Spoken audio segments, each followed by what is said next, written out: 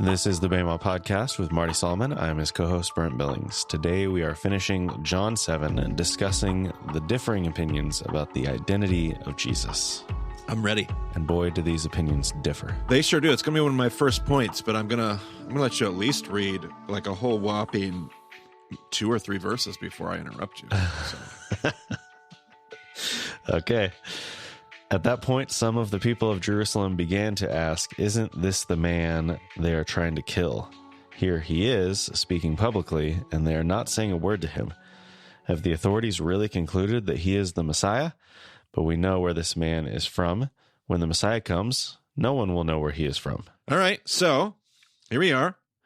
And if you remember from last episode, in the last passage, there were people that were trying to kill him. First verse of the passage last episode. There were people making plans to kill him. And then there were people that I'm going to assume, as I read it, legitimately had no idea what Jesus was talking about. Like, what do you mean people are trying to kill you? You could read that as they knew, but they acted oblivious. I'm going to choose to read that as there were people that were like, we have no idea what you're talking about. Who's trying to kill you? That's ridiculous. You're possessed by a demon, they said in the last passage. And now here, one paragraph later, the people, there's a whole bunch of people here saying, hey, is this the person people are trying to kill? So whether that's just the way that news spreads, or I prefer to read that, isn't culture... Like, this is the way that it is today. And I don't know why I would have ever expected it to have been any different in the days of Jesus. But the court of public opinion, the court of public knowledge, the things that people know, like I think of the way we respond to teachers today. Oh, Rob Bell, he's a heretic. He's a false teacher. Or you got people that are like, Rob Bell, he's like the greatest thing since sliced bread. Or you got people that are like, Rob Bell, who's that? Like, you have people all over. And then in the midst of all of that, I even see in this passage different opinions within the different Jewish theologies and philosophies of who Messiah is going to be. Because in other gospels and in other places, people were saying, well, Jesus has to be from this spot. Well, he can't be from that spot. Well, he's got to be, Messiah has to be this, but he can't be that. And then you have people here that don't even know Jesus' backstory. So anybody that knew Jesus' backstory would be like, but he is from Bethlehem. Like, he was born there. But how much do people... And I just thought, man, how true is this of the world that we live in today, where everybody has a different understanding, everybody's got a different opinion, everybody's got a different conviction, everybody's got a different theology, and for all of us, it's just like set in stone. Like, well, this is obviously. And how many times do we draw conclusions? Because obviously theology tells us that this has to be the case. And well, this just doesn't fit. And I wonder how often we, just like those in this paragraph, completely miss cold, hard facts and just have our truth out of whack. How many times our convictions get in the way. I just thought, how true is that paragraph to my experience today? I think very. I was wondering how widespread the knowledge would have been about him being born in Bethlehem, because... Yeah, and probably not. Because, who is Jesus when he's a babe? I mean, we've got the fantastical stories, the sensational stories of the shepherds, and they went out and told everybody. But what does that mean? Who believed them? Because then Joseph escapes to Egypt, so then he disappears for at least a period of time before he comes back, and then he doesn't settle in Bethlehem. He ends up settling in Nazareth. So, I mean, how much do people even know? It's probably not a widespread understanding culturally. That's probably not crazy at all to think that.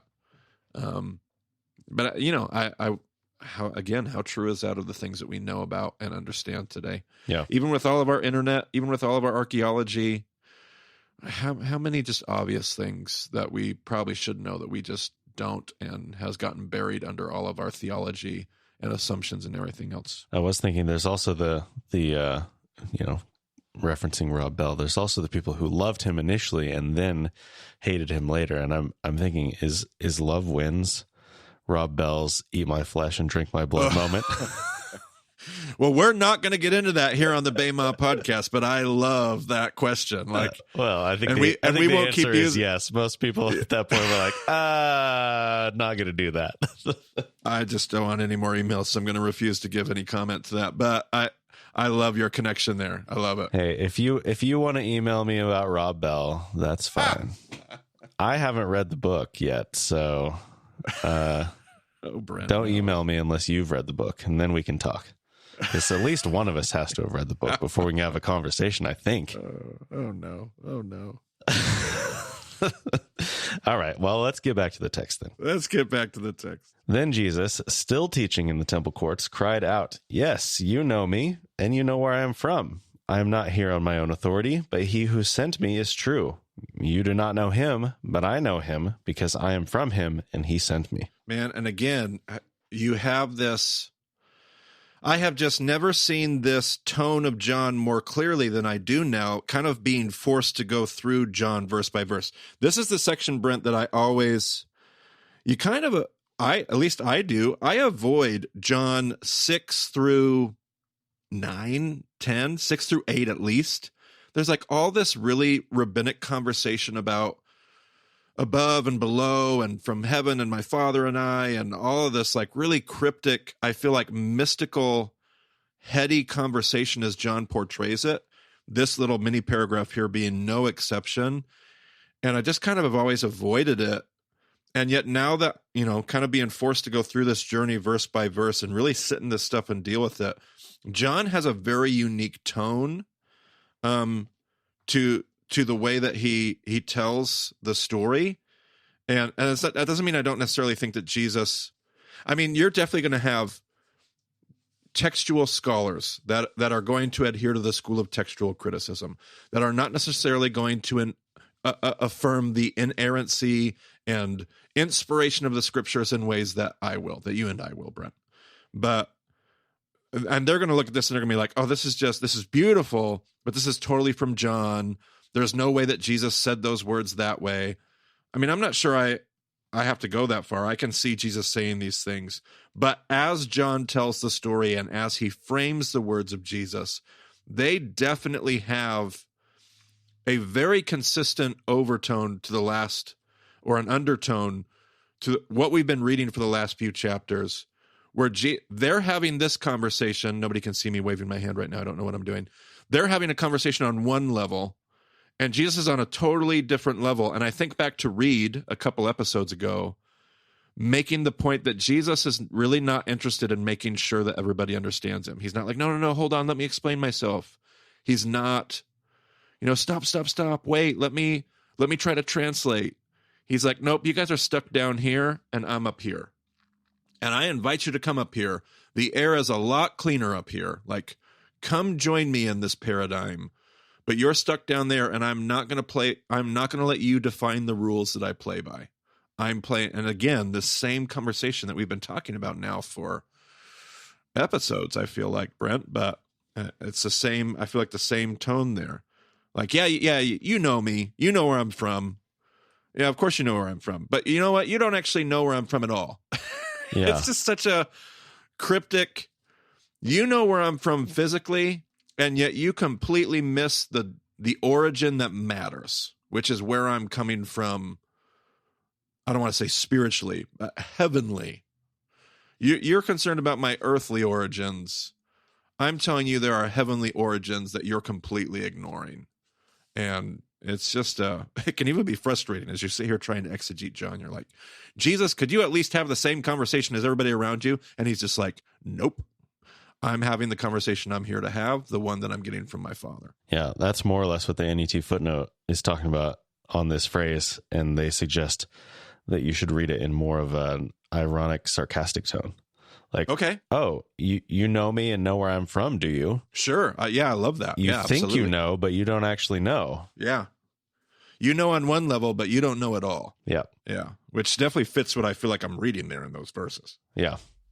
So at this, they tried to seize him, but no one laid a hand on him because his hour had not yet come. Still, which, what does that mean? Yeah. Does any T footnotes on that? About his hour not coming? I don't know. Not necessarily about his hour not coming. That's very consistent to what we've been reading before. But anything on they tried to seize him, but nobody laid a hand on him? Well, they mention at this point that it is the crowd at this point that is at play, and whether seize in the sense of it's not really in a sense of like restrain him or arrest him or something. It's like I don't know what it is, but they make the distinction between what happens in this paragraph versus what happens later with the what is it, the temple guards? Temple guards. Sure. There's a difference in the Greek, is what they're saying. I don't even know if there's a difference in the Greek as far as the actual word, but just the fact that it is the temple guards versus the crowd. Oh, yeah, sure, absolutely. And that is a key distinction that I think I'll make later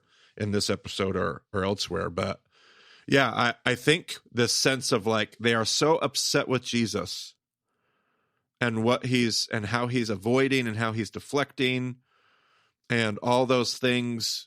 And they want to seize him, and yet nobody lays a hand on him because they can't. Very similar to, I think it was in Matthew, where we talked about Jesus walking through the crowds, Brent, and we talked about, is that some Jedi mind trick? Like where people were like, but he just passed through the crowds. Like almost like Star Trek-y. Or is it that they wanted to seize him and stone him in that passage, but there's nothing that they can actually, they're bound by Jewish law. They don't have what they need. They're so busy arguing about what their reasons are that they can't actually do anything. Yeah, they literally have no basis to hurt him, and he knows that, so he gives them time. He lets them argue. Like, and what are you stoning me for? Nothing? Nothing? Anybody? Charges? No? Nothing? All right, let's go, boys. Like that. Yeah. And I kind of see the same in my mind. I see kind of the same. Like everybody starts getting worked up. You're not getting out of here. And Jesus is like, really? I think we're all at a dead end here, so I'll see you tomorrow. Still, many in the crowd believed in him. They said, when the Messiah comes, will he perform more signs than this man? And this was, I think we talked about this in the last episode on John, but this was the thing in the Greek where there's a prefix to the question in the Greek that assumes a negative response. And this actually shows up like 4 or 5 more times through the rest of this passage. So they're saying, no, when the Messiah comes, there's not going to, like, he's already at peak signs for Messiah. Yeah. Peak sign performance. Yeah, absolutely. And again, I just point out here, like there's not a monolithic crowd. There's a diversity. There's a split opinion. There's another book on John written by one of my friends. I'm not sure if you can find it on Amazon or not. We can link it in the show notes if you can. It's Miracles of Messiah. It's written by a good friend of mine, Ron Miller. And he's a medical doctor, not necessarily a doctor in theology, although he does have a seminary degree, I believe. And he's just, we talked about Andrew Miller a few episodes ago when we talked about the wedding at Cana. I referenced Andrew Miller. Ron Miller is Andrew's father. And he wrote a book that has just a lot of cool theories in it, and I love the way he wrote the book as well. It's just packaged in a really fun way. But one of the things that he loves to point out is this Genesis parallel that John is making. And when it comes to the Jacob story, you keep having Jacob split his family up. It's the family of Rachel and the family of Leah. It's that group of sons. It's this group of sons. When they go to meet Esau, he takes the family of Leah and he sends them first. And he takes the family of Rachel and he sends them across. And then there's always a splitting, always 2 camps, always 2 groups of people. And he says John follows a very similar motif of this group of the crowd loved him. This group hated him. They were split. They were divided, and they were divided, and they were divided. And so I just really, whenever I see that, I think, man, one of the things that John does not let you do is say Jesus is here and the crowd is there. Jesus is here and some of the crowd is with him and some of the crowd can't stand him. And I always love to point that out when I go through it. All right. The Pharisees heard the crowd whispering such things about him. Then the chief priests and the Pharisees sent temple guards to arrest him. Now, what gets your attention in that, Brent? The chief priests aren't actually there. Okay. But then, so the Pharisees are hearing what's going on. They go back to conspire. I mean, we haven't been told they're there. You almost assume they are. You almost assume they are after that little, sentence there. Well, I suppose, but it says the Pharisees heard. Then the chief priests and the Pharisees sent temple guards. So I don't know. And what strikes you about the chief priests and the Pharisees sending temple guards? It's not really what they're meant to do necessarily. Well, they're opposing factions. The Pharisees and the chief priests are completely opposed people groups. Sure. And so this is one of those cases that we talked about in session 3, where you have there, and I'm assuming on some level, just like we've talked about with the Chosen commentary that we're going through for those of you listening in on that, you have these different Pharisees are also not a monolithic group. So you have some Pharisees that are pro Jesus's conversation, some that are against, some that are corrupt, some that are politically motivated, some that are just self-righteous, religiously devoted. You have all kinds of different Pharisee groups, but obviously there's at least some Pharisees working very intentionally in tandem with their opposing party because they both want Jesus dealt with. And so I find that to be, I don't like to read over that verse without going, whoa, Pharisees and chief priests are working together? That's a big deal. Yeah. Probably connected to the Sanhedrin. We talked about in session 3, the corrupt Sanhedrin, the formal Sanhedrin.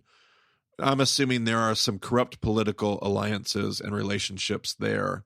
I'm assuming that's who we're hearing about here. The text doesn't tell us. That's an assumption based on history, but that's probably what we're dealing with. Yep.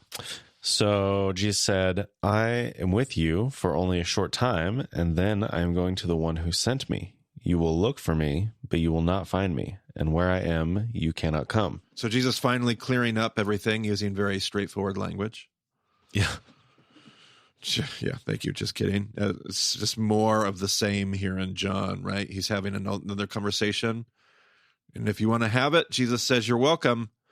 But I'm not playing by your rules here. I'm not having the conversation that you keep wanting me to have. And you're going to see that in their response here. The Jews said to one another, where does this man intend to go that we cannot find him? Will he go where our people live scattered among the Greeks and teach the Greeks?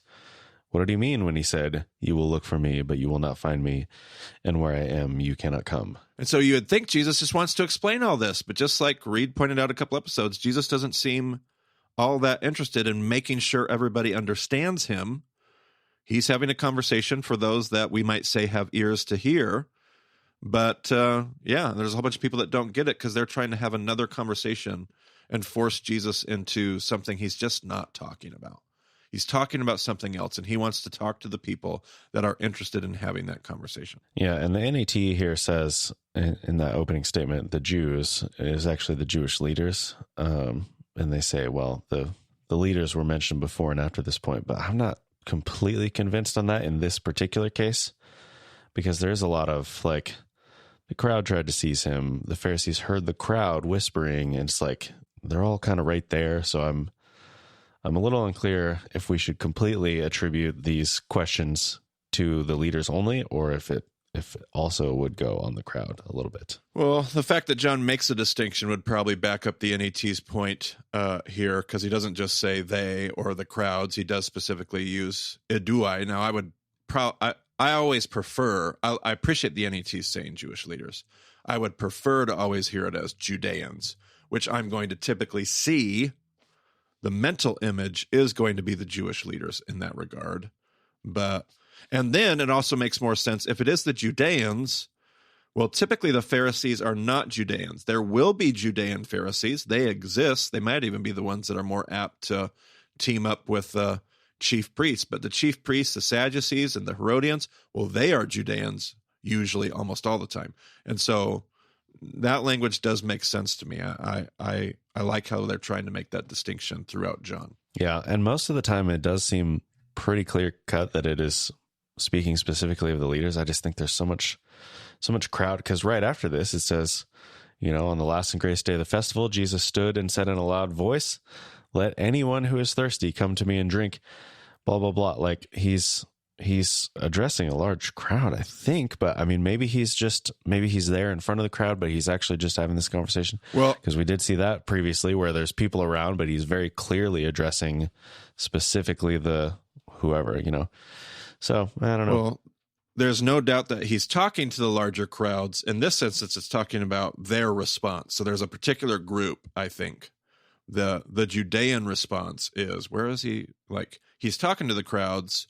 The crowds can probably hear him no matter what he's doing. And yet this group is going like, well, where does he think he's going? Like, where can we go that he can't follow? Yeah. And that would strike me as a very Judean conversation, and especially this like concern about the Greeks.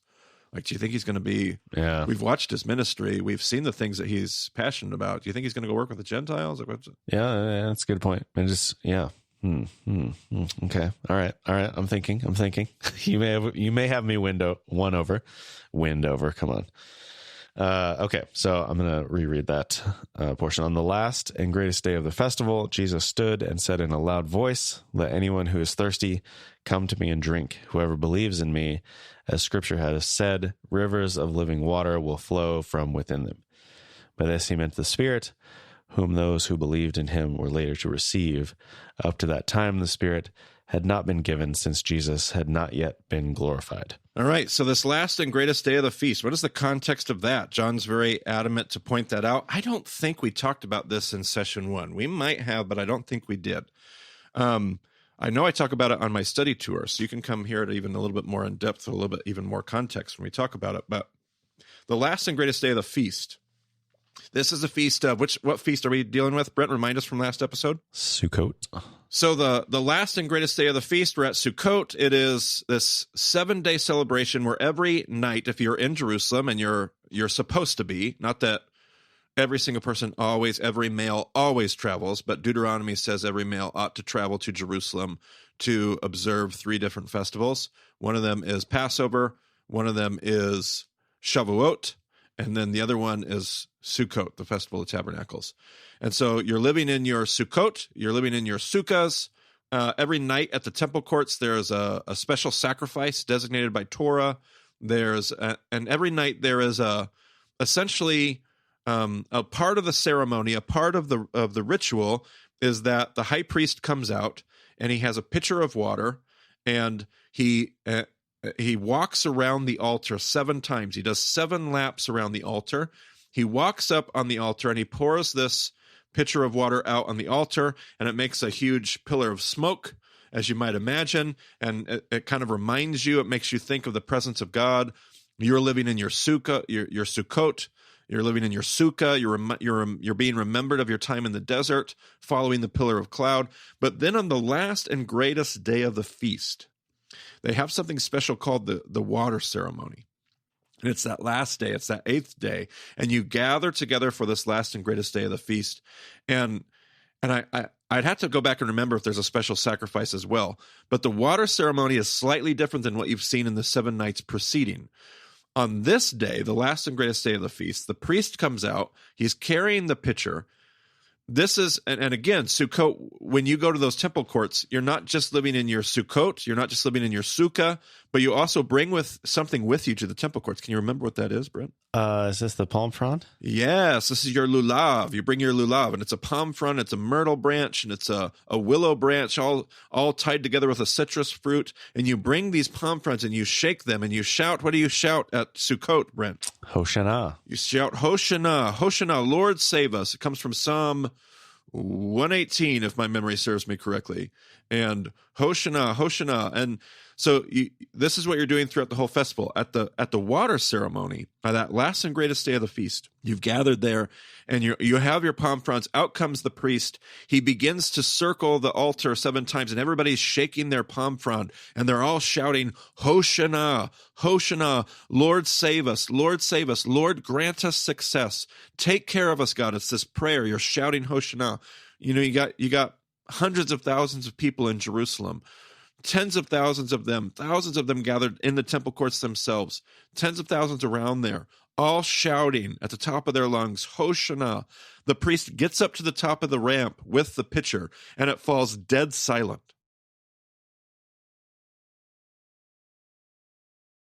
And the priest turns the pitcher over, only this time there's no water. Nothing pours out of it. And it's supposed to communicate this sense because you're shaking the palm fronds to remind you of what sound? Brent, can you remember? The sound of rain. The sound of rain, because Sukkot is the festival, 7 days where you remember the ways that God has taken care of you. And it's connected to the fall harvest. And so you're being reminded that if God hadn't have sent rain that year, you wouldn't have a harvest. You wouldn't have your provision. And so you're remembering that. And now you see the pitcher empty. There is no water. And it reminds you that if God does not take care of you, if God does not save you, you are hopeless and in great despair. And so the priest walks back down the ramp and everybody starts shouting again, Hoshana, Hosh. And this time it's even louder and it's more raucous. And the priest will actually walk all the way from the temple courts, all the way to the pool of Siloam. And you've actually been with me at the pool of Siloam, and that's a hike, Brent Billings. That's a ways. Yeah. It's also down, and it's not fun. And the priest goes all the way down to the pool of Siloam, and he dips his pitcher in the pool of Siloam and fills it up and walks all the way back up to the temple courts. The whole time, the whole crowd shouting, Hoshana, shaking their palm fronds. And he gets back to the altar, and he circles it 7 times, and the whole crowd is just built into a raucous frenzy. And he walks up that ramp of the altar, and it falls dead silent. And this time he pours and the water comes out because God does save and God does provide. And the pillar of smoke goes up and everybody would have erupted in joyous celebration. Now, as Ray taught me this, as my teacher, my rabbi taught me this, he says, this is nowhere in your text. You don't read this in John here at all. But Ray says, if you're reading this, it's the last and greatest day of the feast. And you hear Jesus talking about what image, Brent? I am Living water. Living water? Maim Chaim? Rivers of living water, for that matter. Yeah. No small volume. You're assuming that Jesus is doing this at the water ceremony. And it says he stands up and cries out. And Ray said, there's only one time. Well, there are 2 of them. There are 2 moments when that makes sense to me, Ray said.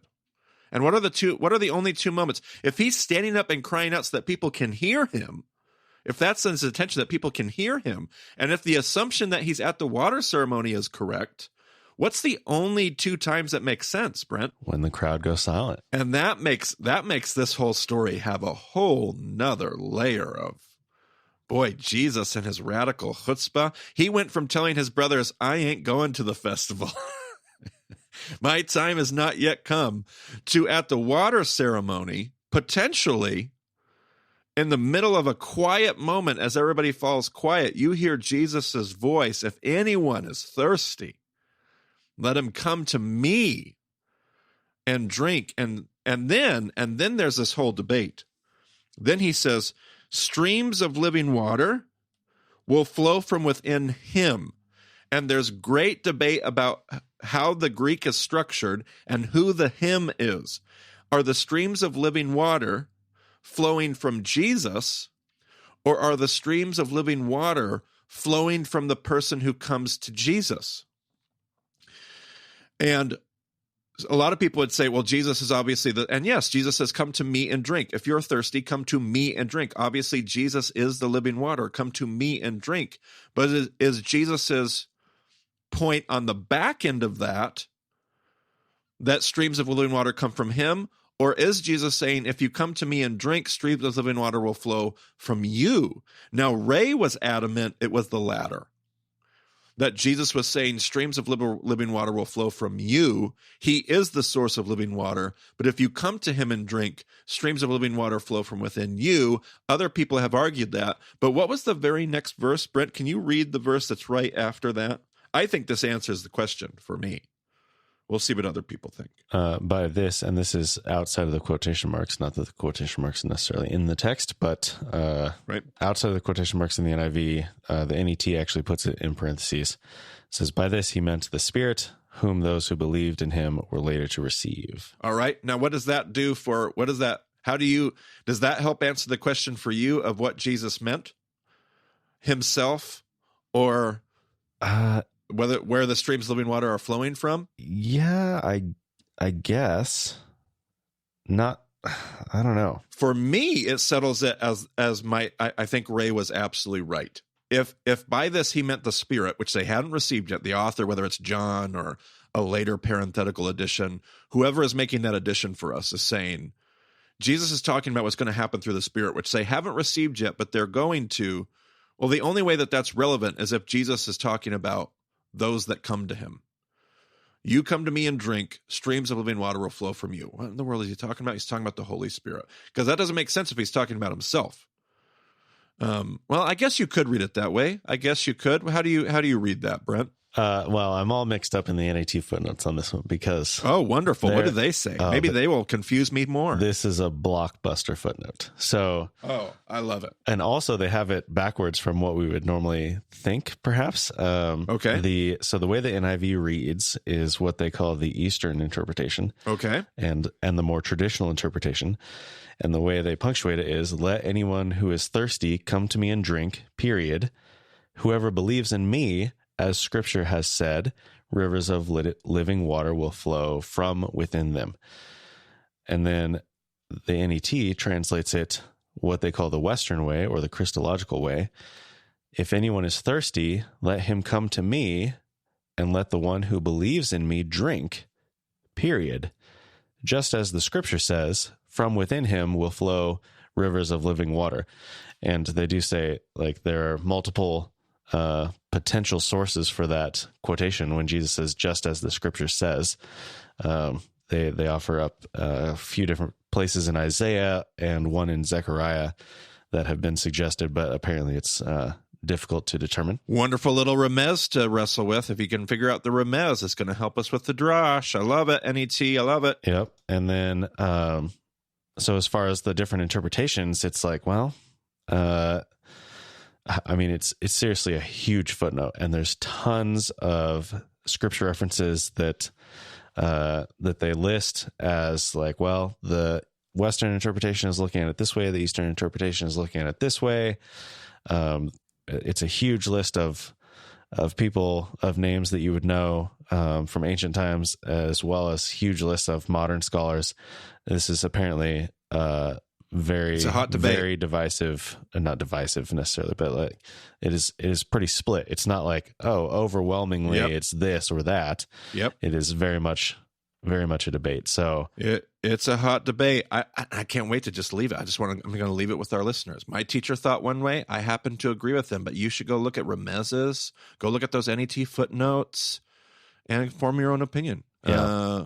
Because it's beautiful. It's a beautiful little teaching right here in the middle. But I love the context of the water ceremony. What a dramatic, sensational, and I mean that in a good way, moment that Jesus creates. I do have a little bit of water to pour on your theory there as well. Don't you do that to me? Don't you do that to me? NHC is not perfect. It doesn't actually change.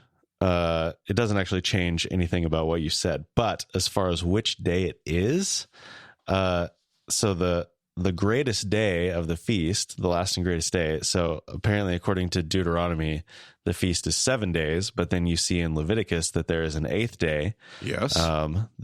It's mentioned separately, but there is an 8th day. It's very clear.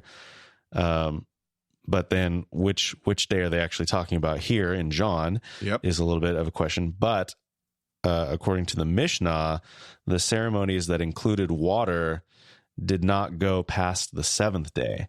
So this is probably actually the 7th day of the feast, not the 8th day. I'm okay with that. But otherwise, if that's what the Mishnah says. Yeah.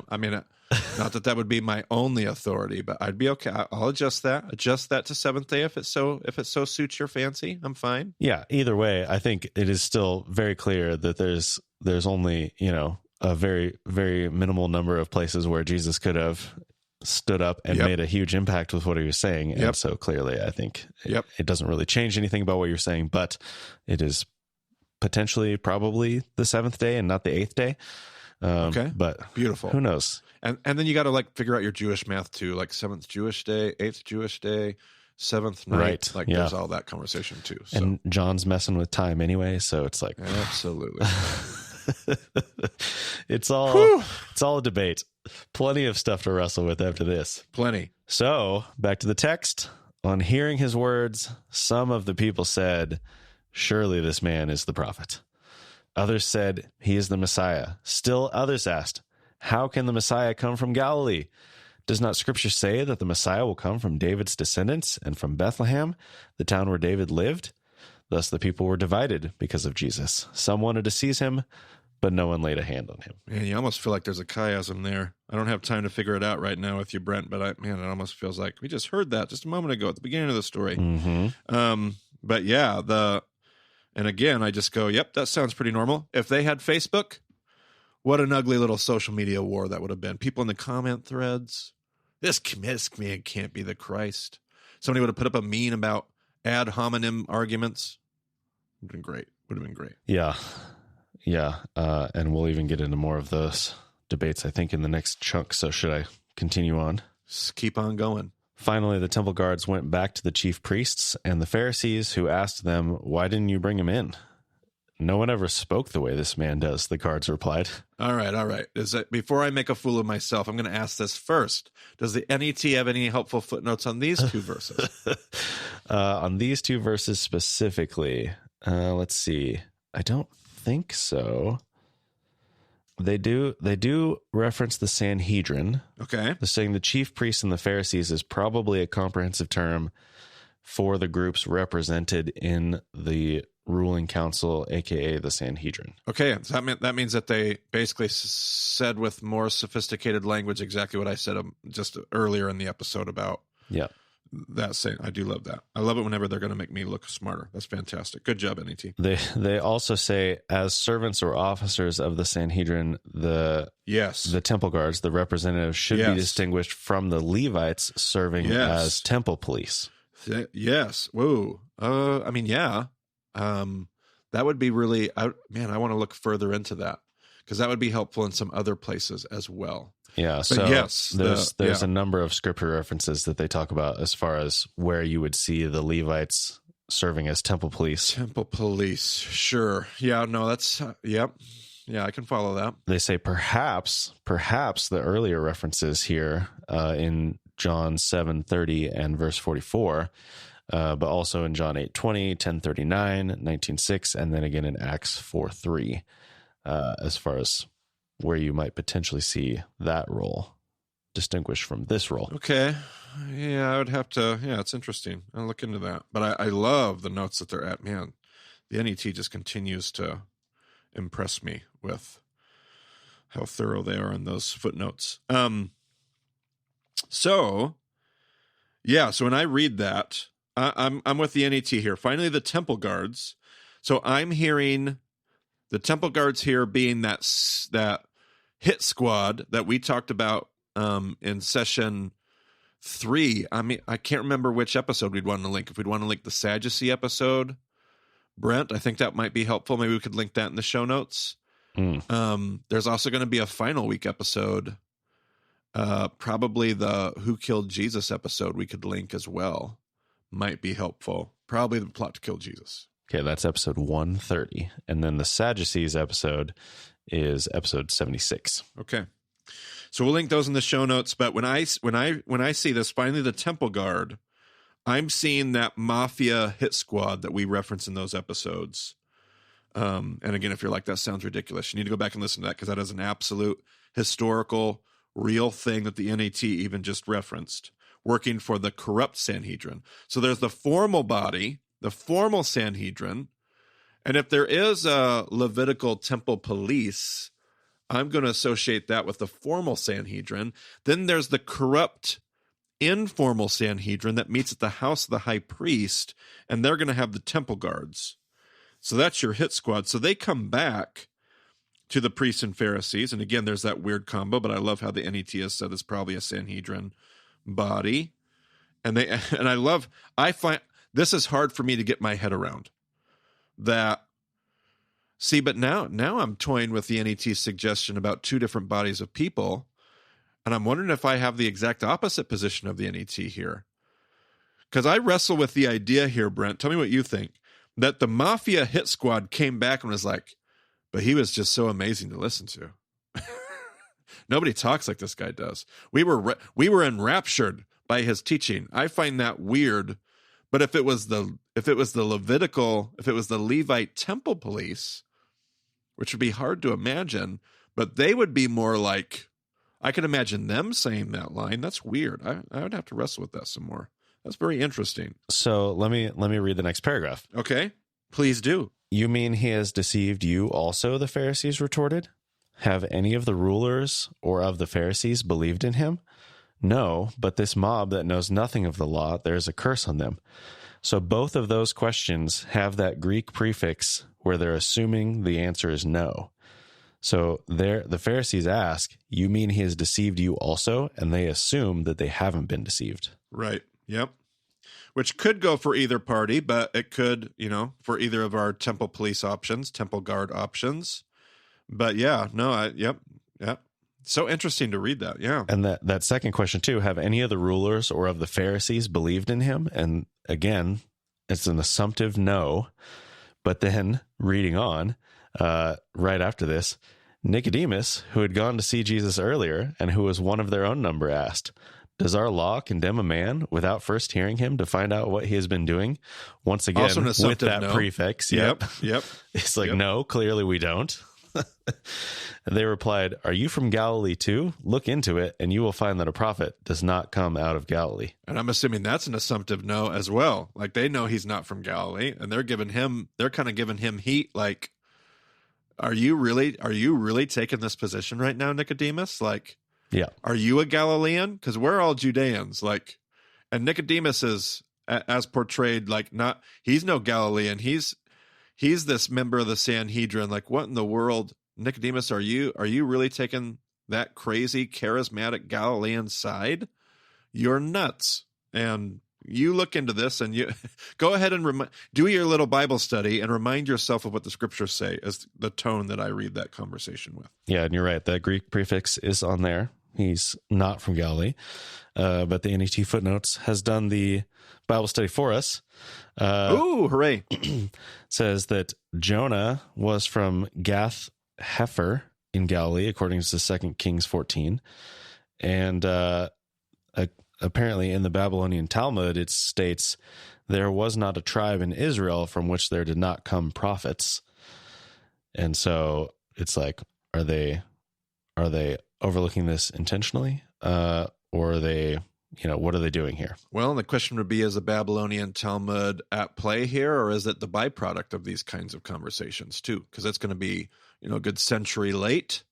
So sometimes you wonder, does the Babylonian Talmud, or even things like the Mishnah, does that reflect the current, like the conversation that would exist for John's conversation here? Or is it the byproduct of where these conversations ended up landing, over the course of the decades that follow? That's always a interesting, tricky little wrestling match. Yeah, and I do wonder about the Jonah thing, though, because they would have... And then you have your difference between the Jerusalem Talmud and the Babylonian Talmud, and there's a tension there between those two, and I don't know what the interaction here would be in that understanding, if there's any conflict there between the Jerusalem Talmud and the Babylonian Talmud. But you could have that at play as well. So very, very interesting here. The whole thing's just a very interesting interplay, no matter who the characters are, temple police, temple guard. I've never really spent a whole lot of time really learning a whole lot about the temple police, so I've got some homework to do on that one. But I always assumed the temple guard here, to which when I read it was just like, man, that's crazy. If the temple guard went out there and they were like, we were totally confused. Like, why do you have a hit job out in this guy? Because he taught like an amazing teacher. That is a weird response from that group of people, but fascinating nonetheless. Yeah, and they also offer that it could be a reference back to how they misunderstand where Jesus is from on the multiple levels. Sure. Yep. Yeah. It fits with the same conversation we started with. Yeah, absolutely. It's a great point. Well, that's all we got, I think. A lot of fun things in there. I love the water ceremony discussion. I love the living water stuff. I love seeing the culture of humanity, which really is so different, but also hasn't changed over the course of 2,000 years. They still wrestle with the same stuff. I love wrestling with the Jewish context. So many good things in this passage today that I really enjoyed. And I would definitely encourage people to go back to those NET footnotes, especially the one on the on the living water passage and like look at all the references that are potentially at play Sure. there, because there's so much stuff to dig into on just that one statement. So plenty of stuff to wrestle with. It's fun. I love it. All right. I think we're out of here. Okay, works for me. If you want to get a hold of Marty, you can find him on Twitter at Marty Solomon. I'm at EIVCB, and you can find more details about the show at BamOnDiscipleship.com. Be sure to check out those episodes that we referenced if you have any questions about what the Sadducees are doing and what this corrupt system is that is at play here. There's so many different things going on. So please check that out if you're not familiar or if you just need a refresher. So thanks for joining us on the Bama Podcast. We'll talk to you again soon.